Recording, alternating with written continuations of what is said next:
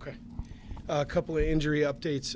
Akeel Lynch suffered a second concussion against Hawaii, was out for a couple of weeks, and after having conversations with the medical staff and Akeel, he has decided that he is going to no longer play, which obviously my first concern is always the well-being of the student athlete. Head injuries are very serious deals. The medical protocol was followed. The advice given to him from our medical staff, I have absolutely no comment or say about that because I'm not qualified. I just, when we sat down with him and talked about what was best for him in his future, he kind of felt like it might be time to walk away from football, and if that's where his head's at, then I absolutely support him 100%. This is difficult because I care for Akeel personally, and we have a lot of history together. In our game, not very many people ever get to walk away on their own, on their own accord. Often, we're told when it's time to walk away, and unfortunately for him, that's where we're at right now. Riley Brand has been suffering or coming back from a second concussion. He suffered one in training camp. He also suffered a concussion in the Hawaii game. He's not been cleared yet. He's still working with our medical staff, but we're a couple weeks out now, and he's still dealing with symptoms. So I can't imagine that we would put him back out there this year, and there may come a time that we'll have a conversation about what's best for him and his future. We're not there yet. Hassan Henderson did not clear concussion protocol last week. We had thought we were making some strides early in the week. We were, but ultimately he did not clear the protocol. Obviously, we're hopeful for this week, but we don't have an answer quite yet, and it will probably be Wednesday, Thursday before we'll know. The list of guys who are out now is fairly extensive. We're dealing with a couple of others that are probably questionable headed into this weekend, but we've been going at it 8 straight weeks now, and we got to find a way to put our best 22 out there this week, and we've got to find a way to win the game and get to the bye and see if we can't get some rest and get some people back healthy, because right now we are extremely beat up. Coming out of last weekend, I was very, very disappointed and frankly frustrated with last weekend's outcome. The conditions were rough for both teams. To take the lead with 5 minutes to go and then just not be able to close it, to finish it off. I'm frustrated by that. I'm frustrated for our guys. I'm frustrated for our staff. It's difficult. We sit here at 3-4 right now, and Notre Dame and Hawaii beat us up. I mean, there's no doubt in those two games. But in the Purdue game, with 5 minutes to go in the game, we have the ball first and goal on a 4 in a 17-14 game, and we can't punch it in, and then can't convert a field goal. And then with 5 minutes to go in horrible weather conditions, we're up 3 points, and we tackle the opponent on the 16-yard line, and they have to go 84 yards to win the game, and we can't close it. So the margin of error right now is very thin, and we've got to I've got to do a better job of helping our guys finish games, and we've got to understand that every play matters in tight games, and the reality of it is the majority of the Mountain West kind of looks the same, and you've got to find a way to win those tight games. This is going to be a big challenge this week. This is our 8th straight game. This is the 4th opponent that we face in the 8 games that has had a bye week before they play us. I don't know if that's an anomaly. I don't know how that works out. It's difficult when you play 8 straight and half of your schedule has got an extra week to prepare for you, not only in X's and O's, but also to get healthy. It is what it is. We got to deal with it. we've got some guys that are going to have to step in due to injuries, and they're going to have to play. It's just the reality of it. Everybody deals with injuries. I kind of feel like this year's been more difficult than most for us, especially on defense. But we're at a situation now where we got to go, and some guys that probably at the beginning of the year we anticipated to be role players are now being thrust into starting positions, and it's next man up. We got to go. This is a high-quality opponent. Throughout the course of the preseason, when people talked about our strength of schedule and they referenced back to last year's records, I knew that I didn't think that held a whole lot of water, because there were going to be a bunch of improved teams on our schedule, and this one I knew for sure. They're very physical, Wyoming is. The back is an exceptional player, Brian Hill. Quarterback play is much improved. They are not a one-trick pony offensively. They can do a whole lot of things. So we've got our hands full, and we got to get prepared and fight our tails off. Wyoming's offense, they're going to run it downhill. They're going to run it well. No matter what the personnel grouping, no matter what the formation, they're going to run power. They're going to come downhill at you, and they're going to try and wear you out throughout the course of the game. I think the quarterback play has been really good this year. If you just blatantly dedicate 8 people to the box and play off on the outside, they have no problem dropping back and just taking the easy throws and making you tackle in space. Personnel-wise, Josh Allen, the quarterback's playing very, very well. He can make all the throws. He's more athletic than people give him credit for. He makes plays with his feet. So we've got to do a good job there. Brian Hill, at 6'1", 220 pounds, is as good and as big a back as we'll see.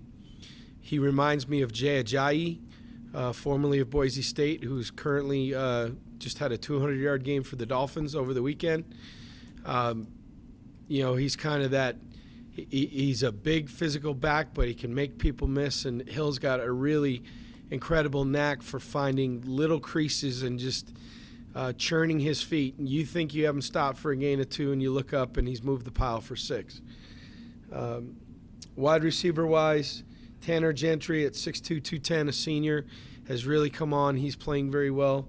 And they have a really good tight end in Jacob Hollister at 6'4", 240. Both seniors have been in that program for a long time. Hill's a junior. So these are guys that in some cases predate Coach Bowl and his staff, and they're veterans and have played a lot of ball, and they're having success now. Defensively, high effort, high energy. Unfortunately for Wyoming, they lost what I thought was their best defensive player with Carl Granderson, suffered a knee injury against Air Force. Granderson a year ago was this 6'4", 6'5", 218-pound, and you looked at him and said, wow, he's long, he's athletic, and then you come back this year and he's 250 pounds and was really, really playing well before he suffered an unfortunate injury. And obviously we wish him a speedy recovery and hope he does well.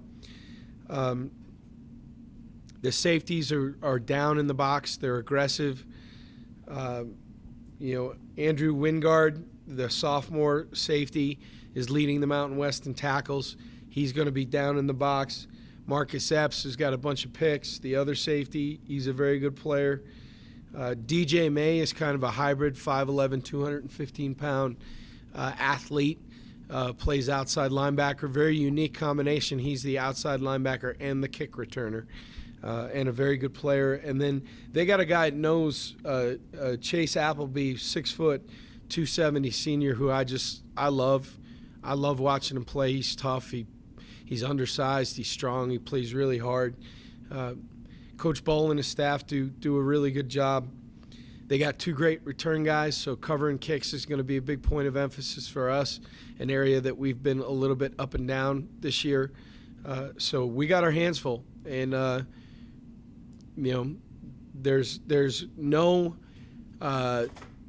there's frustration and disappointment, and as competitors, I have no issue with that.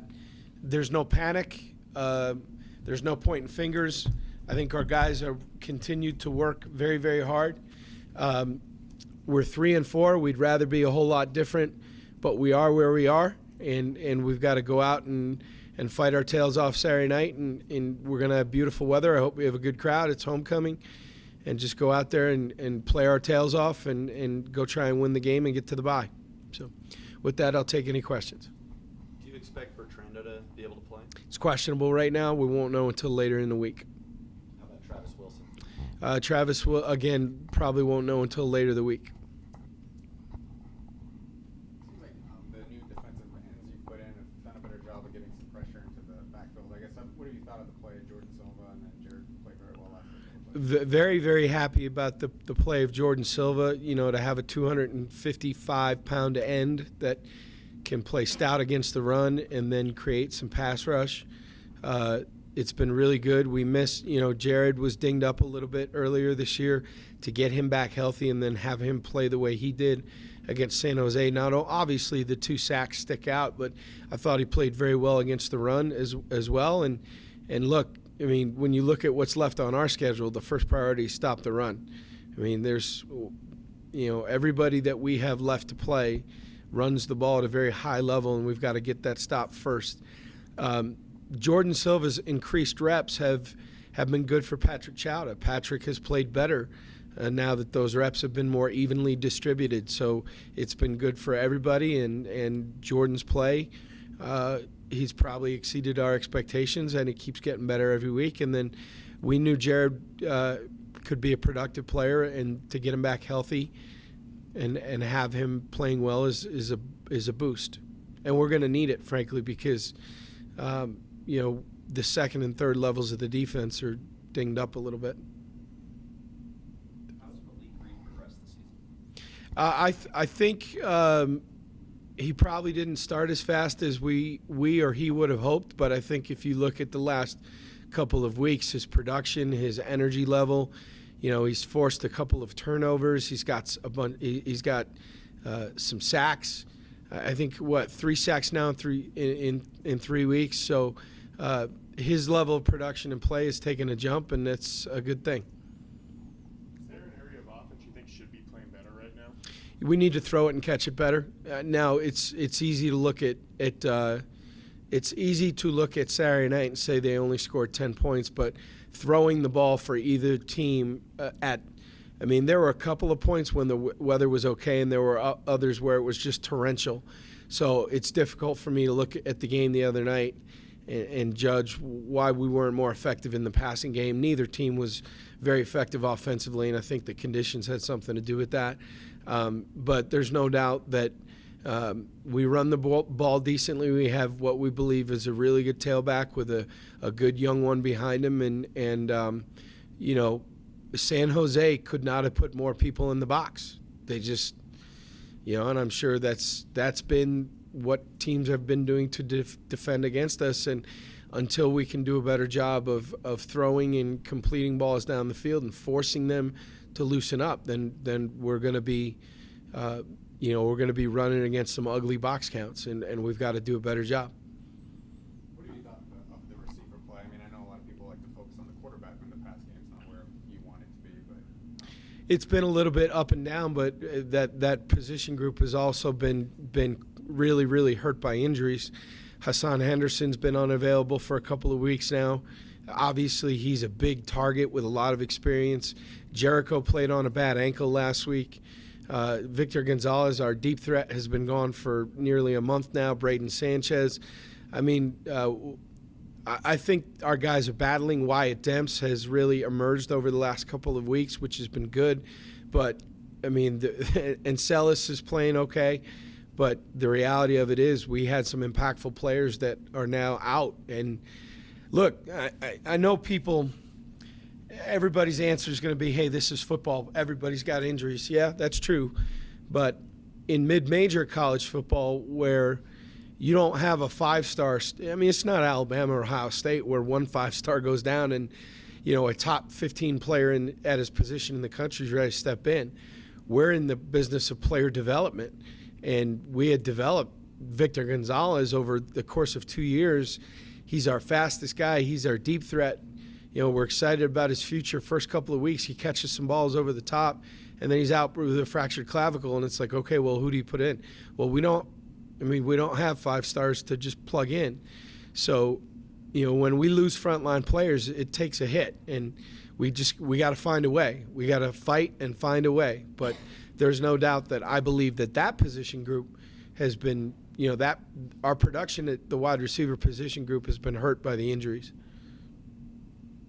Going back to the new guys on the defensive line, I guess what made you want to make that change after the Hawaii game, and have you gotten what you wanted out of that shakeup? Well, we certainly stopped the run better against San Jose. I mean, we held them to 2.5, 2.7 a carry. And I think if you take the sacks out, we held them to 3.2 on rushes. And that was my first priority, was to be stouter against the run. We shook up the starting lineup. The reality of it is they all still play. Might we have gotten some people's attention by shaking up the starting lineup? Possibly.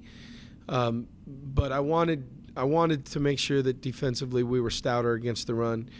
We were not great against Fresno State, obviously, but we did a much, much better job against San Jose, and that's what we were trying to get. Nikita Leala'o is a 310-pound body at the nose tackle. When Charlie Faremo went down, that was a really, really tough blow for us. I mean, Charlie was a 300-pound run-stuffing senior that had played in a lot of games, and when we lost him, some guys had to step up. Hopefully Nikita will continue to play at a high level. He played well against San Jose. We need him to continue to do that. So I think yes and no. In immediate returns, it wasn't great, but we did a better job the other night. We're going to be challenged immensely Saturday night here against Wyoming. Your leaders last year were obviously Don and Lenny. I guess, do you feel like the leadership has been there from the players this season when adversity has hit? I do. It's just not nearly as I have no issue with the leadership. Our captains are great. They are, as we are facing adversity, they are working their tails off. They're bringing their teammates with them.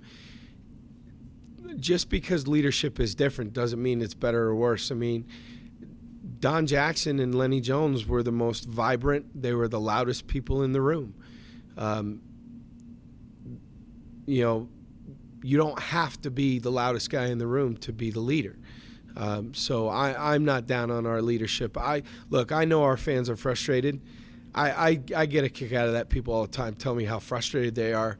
I assure you, you're not more frustrated than the players and the coaches, because these guys are bleeding and sweating and working, and our coaches are working as hard as they possibly can, and we care as much as we possibly can care. We've lost 2 close games that we didn't finish, and we got to get that fixed. There's no doubt. But as I look at this team, for instance, this morning we go out there on a Tuesday, which what I thought was a very physical, very competitive, very spirited practice. Our guys are working, and the leadership is bringing the locker room along with them. And our execution's not always great, and we got to work on that. But in terms of our character and our fight, I'm very proud of these guys. They're working their tails off, and one of the things we're preaching is you got to have faith in the process. Don't give up, because they are preparing hard, and we're not seeing the returns yet on Saturday nights the way we want to, but we can't lose faith in the process. How did the team take the news about Akil Lynch? I think some guys obviously were disappointed for him. It's a unique situation in the sense that Akil arrived here in the summertime, so it's not like he's got guys that he's been with for 4 or 5 years. So it's a little bit unique in that situation. I'm sure the guys that Akil had grown close with were disappointed for him. As football players, I'm sure his other teammates who may not have known him that well were simply relate to him on the level as a fellow student athlete and are disappointed for him on that end. And, as a football team, he's a good football player that we don't have. So, that hurts us a little bit. So, Homecoming this week. What are your thoughts on the march to the Arch anything we can do to continue to build the spirit and the this is such a great place. It's a great university. It's a great town. I think people who are from here or grew up close to here sometimes take it for granted of how cool a place it is. And anything we can do to continue to grow and nourish the sense of pride that not only the community feels and our alums and our student body feels for the university, I'm all for it. I think it's great. It's what makes college football awesome. It's what makes college athletics, so very different than the National Football League or professional athletics for that matter. So I love homecoming, and I'm really excited to get out there and compete, and I really hope that we'll do a good job for the alums that come back to campus and see how much the place is changing and growing, and all for the better. And I hear from people all the time who tell me about how different the campus looks from the time that they were here.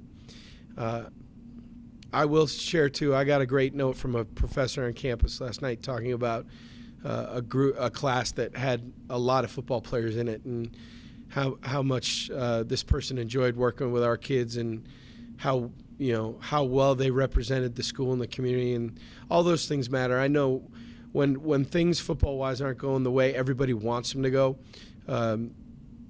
it's easy to focus on that solely. But while we're frustrated with the product on the field right now at times too, our kids continue to do great things in the community and on campus, and whenever we get that kind of feedback too, it's great. Coach, I'm doing a story on Kevin McReynolds this week for the Sagebrush. Is he writing it himself, or is he going to let you write it? I'll write it. Okay. But can you comment on your initial impressions of Kevin when you first recruited him to the Battle? No, he's not shy one bit. I mean, he had a great personality, was comfortable around all subsets of people, whether it be a CEO, a professor, a position coach, a freshman student athlete. I mean, he had the ability to connect with a whole lot of cross-section of people, which I thought was impressive. He's got grand plans, and if he accomplishes a third of everything that he's setting out to do, he'll be a very, very accomplished man someday.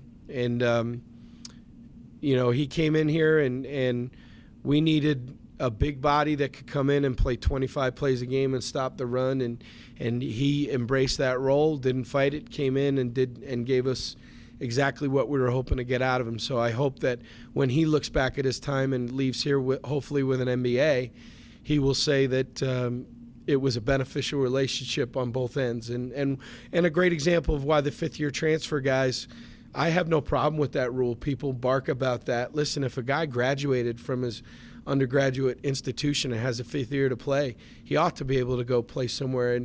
And Kevin's a great example of why that situation can work out. He wanted to come play. He wanted to start an MBA program at a good school. We needed a defensive tackle that could stop the run and play 25 plays a game, and it was mutually beneficial. And I think at the end of it, both sides were happy with how it turned out. And what was his impact in the locker room and off the field? I can't speak to his impact in the locker room because I'm not in there. I know that he made a lot of people laugh. I mean, he had a good sense of humor, and I think the guys in his position room enjoyed having him around, and certainly not a problem by any stretch of the imagination, and probably a pretty good influence on some of the younger players. But I know he made our football building a lighter place because he always had a smile on his face and would make people laugh. So. Sounds like Don Jackson's going to get called up to the Packers. Hasn't officially happened yet. If that does happen, I guess from the time you met him to playing in an NFL game, it seems like it's been a pretty Light years. Yeah. I guess what would that mean to you to see him playing in an NFL game? Be just so thrilled for the young man and how hard he's worked and how far he's come. And we were getting reports back from friends in the Packer organization that were talking about what an incredible job he was doing on the practice squad, and how hard he was working, and the positive impressions he was making. And if he ends up being active this week and playing a little bit, boy, I would be thrilled for him. Ultimately, that will not define who he is, though. I mean, Don is going to be so much more than however long an NFL career might last for him. But I know that was a goal, and to see him go from where we started together to where he is now is just I'm just so thankful to have been around him and just proud of him. Good. Anything else for Coach? All right. Thank you. All right, thank you.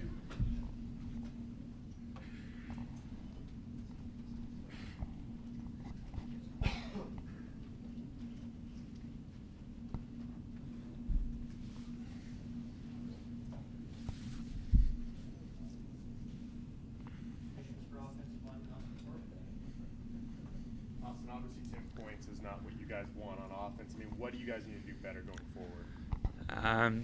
Got to do everything better at this point. 10 points isn't good enough, and I mean, we set out to score 35 every game. No, that's just a goal that we have, and to come up that short of it, it stings. We got to be able to just execute across the whole board. We got to be able to push the front back, get JB and Jackson up to those next levels, let them do their thing, and it starts up front. That's kind of what the Union takes pride in, and it's getting our offense rolling. As soon as we can get those other teams to stack the box, put 8-9 guys in there, then we can let the edges work. But if we're not doing our thing, then that's not going to happen. I mean, so far, what have you seen from Wyoming on tape? They're pretty base defense. Nothing too crazy jumping out right away. They have a couple odd blitzes here and there, but so does every defense. They're much improved from last year. I mean, we went into Laramie last year and didn't play our best ball, and so kind of looking at that film, seeing what they do, they're going to come in thinking, that they can take it to us again, and I mean, that's what they've done in their previous games this year already. They're a hard-fighting team. There's a lot of effort going around. You don't see any guys out there quitting at all. What has been your, reaction to the team's reaction to the adversity so far this season? I mean, do you like how the team's kind of tried to respond and what you've seen in practice? Yeah, I mean, it's definitely not where we want to be right now, but I think we're really coming together. Everyone's sticking together. It's, it's a tough time right now, but as far as the situation goes, we're staying together as best we can, and we're doing what we can. I mean, it's hard, but I haven't seen a lot of like just fights over just nonsense because of frustration and all that stuff. So that's good to see. How much fun are the homecoming activities and like the march to the arch, that type of stuff? I don't know. It's not like we were talking about this the other day in the locker room. Kind of like that Arch Madness thing that's going on with the basketball team. I mean, we're kind of like staying out of all that homecoming festivities. It's not like high school where everyone's involved anymore. It's kind of, we go out there, we do our thing, but the Greek life kind of takes over homecoming, and they have all their festivities, and it'd be cool to be like a part of and really bring this campus together, because that's what this week's really about. Anything that can go on, that march from the arch, march to the arch, whatever it is. It sounds something like really cool. I mean, yeah, we're up in the hotel that night, but that's great for our students to get out there. Get out there. I know Coach Pollian will be out there doing his thing, and just any time that this campus can get brought together and this community can get brought together is really special. Anything else for Austin? All right. Thank you.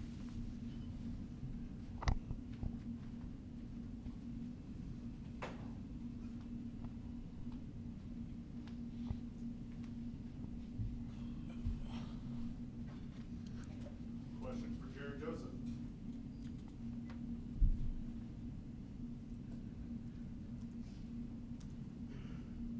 Kind of getting a bigger opportunity. I mean, what did you think of your play last week? And I guess, the chance to get out on the field a little bit more.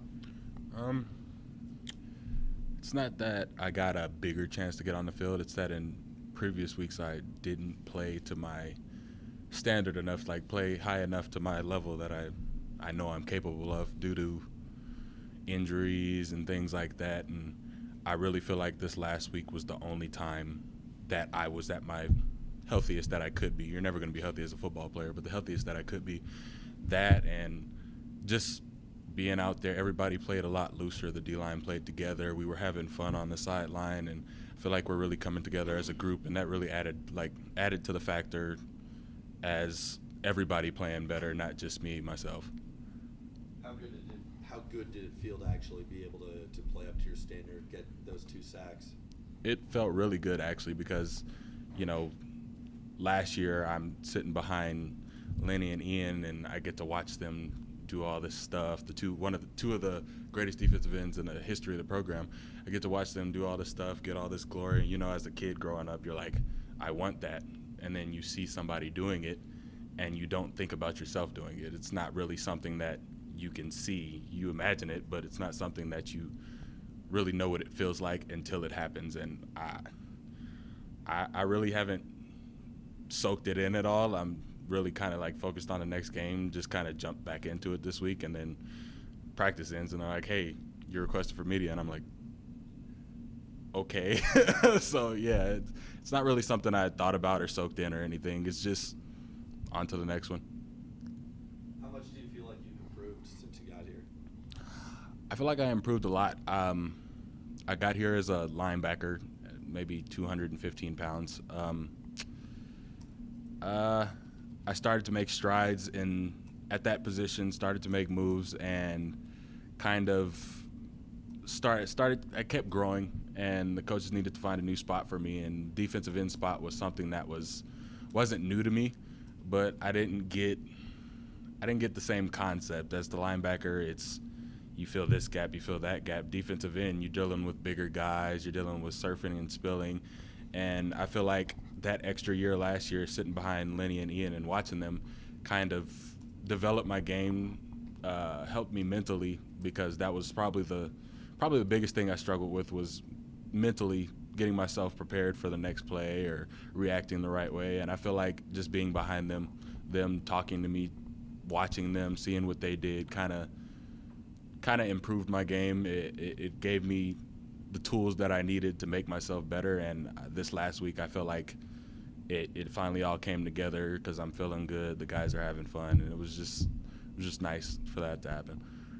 Looking at Wyoming, what type of challenges do they present on offense? Five's a big dude. I feel like this week for the D-line, our biggest thing is penetration, making sure that make sure our O-linemen don't get off on blocks, make sure our linebackers are protected, make sure pretty much get penetration. That's pretty much what I'm worried about this week. If we're in the backfield, the running back can't get started, and if he gets started, he's a hard guy to stop, since we've been watching on film. As long as we're in the backfield consistently and we keep doing our jobs, I think everybody should be fine. Just keep everybody protected, keep our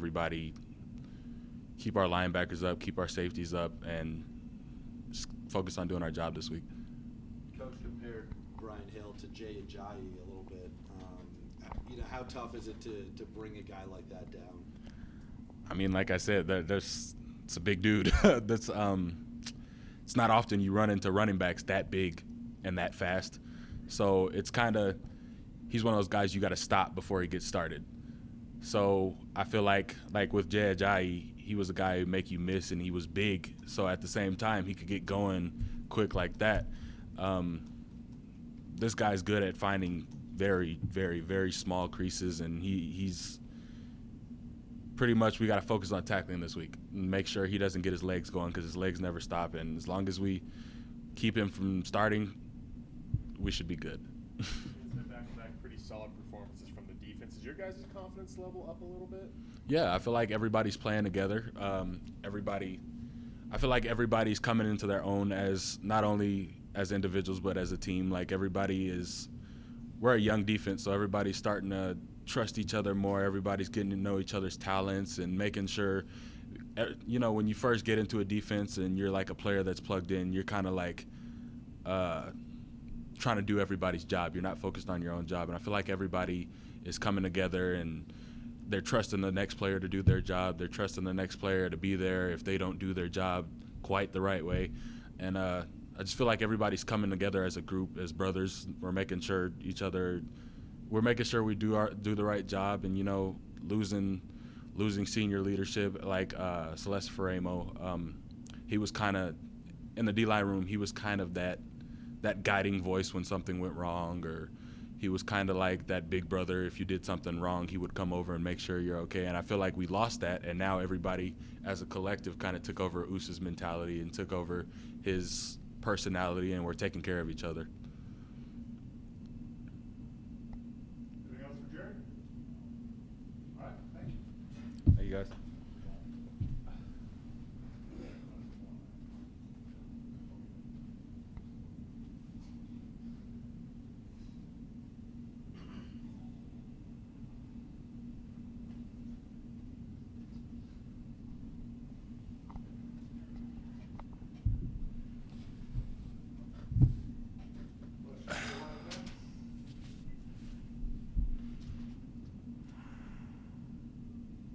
Coach Pollian mentioned the passing game needs to be stronger. I mean, what needs to happen for that to happen? We just need to play catch. We need to run better routes, have better balls, but just naturally we just have to catch better. I mean, our receivers are working hard, our quarterback's working hard, our O-lines, everyone's working hard, but there comes a time where we just need to execute. Doesn't matter how hard we work, we just got to execute, and we have to execute better. Is there some frustrations with you guys on the offensive side of the ball, just at least within the last game? I mean, whenever you don't score the amount of points you want to score, you're going to be frustrated. But, I mean, nothing more than usual. I mean, we all just got to get better and execute more. Looking ahead to Wyoming, what is their defensive backfield? What challenges do they present? Oh, they're good. Wyoming's a good defensive backfield. Their corners are good. Their safety's good, hard-hitting. They tackle well. We just got to prepare like we do every week and come out and execute. What do you feel like the biggest thing is keeping you guys from executing as you want to and, you know, putting up more points? Our biggest opponent every week is ourselves. And so we have to get over these little humps we might have one day of maybe not having as good as practice or whatever, or maybe dropping the first ball in the game or something. But overall, we just got to play better. I mean, I don't think there's any one thing in particular that's not allowing us to play as good as we can, because we know we could play better. But overall, we just got to execute. Coach kind of said, you know, he's trying to get you guys to, you know, focus on the process. And, I mean, do you feel like the team is still really optimistic about everything you can accomplish this season and how it's kind of dealt with the adversity of, you know, the last few games? Oh, yeah, we still have 5 games left, I think. The season's not over until the season's over. And so every week is a new season for us, I guess you could say. So we try to go 1-0 every week, 1-0 next week, and after that. So no one's down. We're all optimistic. We're all excited to play again. Everyone on this team loves football and loves being with each other.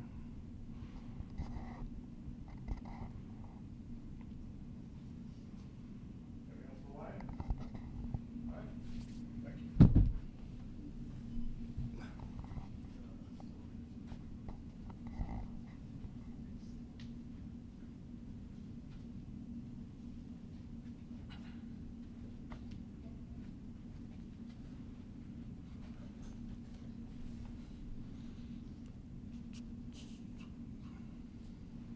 Questions for Gip?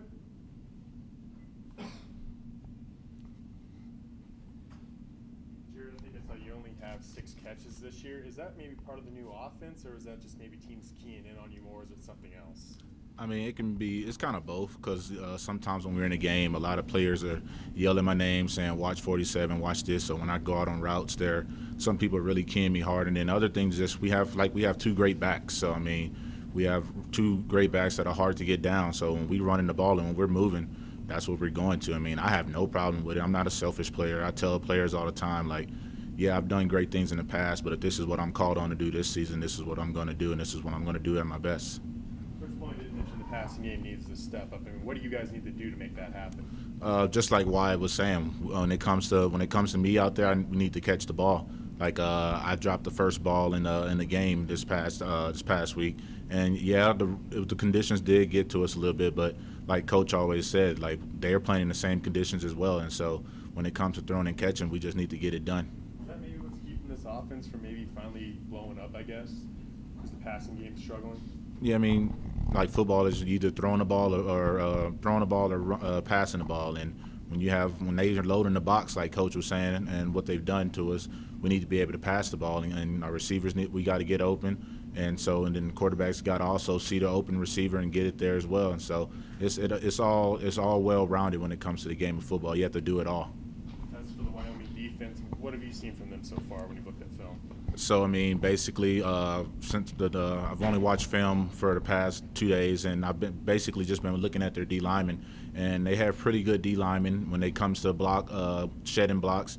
They really like to let you get into them, and then they use their hands and throw defenders off of them. And so it's going to come to us. Well, we got to fall back on our technique, and we got to be able to use our hands and move our feet to stay in front of them to get the play executed. Where do you think the team is right now mentally? I think we're all still level-headed, even though we've had a few setbacks. But Coach stays on us, and we have the leadership of the players in the locker room. We're all staying level-headed, and we're all just staying upbeat with everything. And we know that this season hasn't synced on us, and so we still have things and goals ahead of us to accomplish. And so we're just sticking to our plan that we have set ahead, and we're just at full go right now still. Any feeling like, the turnaround has to come soon just because there's only 5 games left? Yes, I mean there is a little bit of time because, like Coach was expressing to us, that time is the one thing you can't get back. And so we need to take advantage of the time that we're given right now, because like you said, it's my senior year right now. So I mean, as a senior, I want to take advantage of the time that I have left here, because like Nate Burleson said when he was here after the Fresno game, that when you guys look back, like, you're going to miss these times. And right now, as a senior, the time is coming towards the end. So we feel a little pressure, but we still, like I said, we're just going to execute what's in front of us still. I feel like the rest of the younger guys are kind of looking at that as well. I mean, obviously there's a sense of urgency for all of the seniors, but I mean, the younger guys as well. Do you see that in their eyes? Yes, I see it in their eyes, definitely, because for an example, our scout team guys, Cameron Toomer and Ladarius Poe, I go against them every single day, every single down at practice and everything. And those guys, they're going to be good, and they're helping us get better.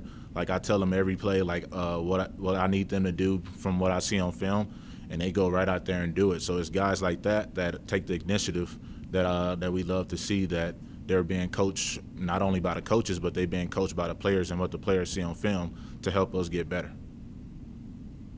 On the defensive side, I mean, you guys kind of shuffled that line as far as the starters concerned. I mean, what do you think Jordan Silva and Jarid Joseph in particular have kind of given that group? I'm sure you see them out there a lot of practice. Yeah, Silva himself is a unique story, because I mean, Silva, like, the coaches didn't know where to put him, and the coaches have said it, like, they didn't know where they wanted to put him last season. And Silva was once a tight end. I don't know if you guys know last season, but he was down there practicing with the tight ends for a good 3 weeks, and it was points to where that they were going to put him in the game if needed.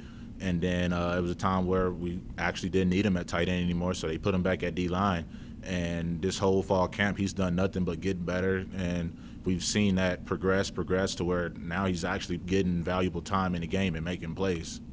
And Jarid Joseph is another one as well, to where last year he got a little bit of time, but his number has been called upon this year with the absence of Ian and Lenny Jones, to where he's done nothing but just get better and better after recovering from his injuries. Anything else for Kid?